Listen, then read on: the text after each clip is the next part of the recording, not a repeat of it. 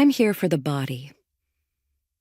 The kid doesn't look up, but a slight huff of annoyance shoots from his nostrils. His bad attitude is not about my specific request. It's because my word choice is a reminder of just how different our sensibilities are.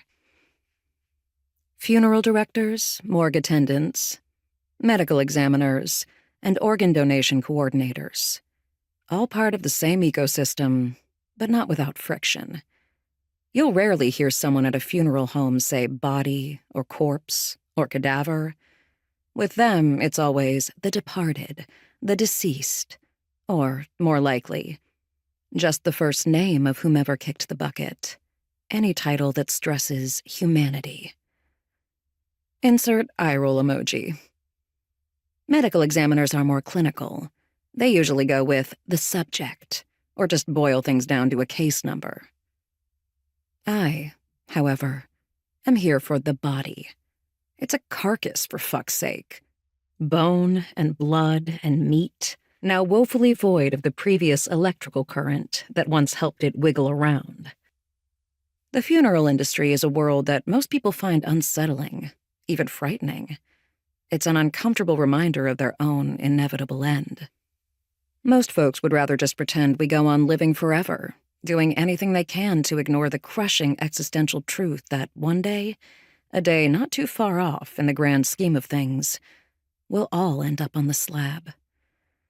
And when we're finally crushed under the wheels of a 25,000-pound semi-truck, or crumpled on the floor of our own bathroom with a ruptured cerebral vein and a skull filling with blood, someone will have to clean up that mess, often figuratively, almost always literally. This is where I come in. Eye for a guy organ donation? I state confidently, catching sight of my own face in the reflection of a massive glass-framed photograph. The image hanging behind the young funeral home attendant is bright and colorful, a desert sunset in purples, pinks, and oranges, meant to evoke feelings of a heavenly transition to some other place that I know, in the depths of my soul, does not exist. Others probably find it very comforting. I'm not looking at the photograph, though. I'm looking at my own stoic face, devoid of any makeup and slightly shaded by the brim of my fitted black baseball cap. I'm wearing a set of thick-rimmed tortoiseshell glasses that I don't need. Their simple design chosen by a saleswoman who was instructed to find the most unremarkable pair in stock. My auburn hair, which usually tumbles down around my shoulders in soft waves, is tucked away under a short brown wig. I've draped my body in an oversized Eddie Michaels hoodie, a reprint of the poster from his free 1979 show in Central Park emblazoned on the back. And while this little pop of flair is probably not the best choice in a practical sense, Eddie's worth it. This hoodie always gets stored in a bin marked work clothes and otherwise restricted from the light of day. I do miss it sometimes, but I've got a whole other rack of Eddie Michaels gear to look cute in. Outfit separation is key. God forbid a girl photographed leaving the crime scene is wearing the same vintage Alexander McQueen pumps as a notable social media starlet 3 towns over.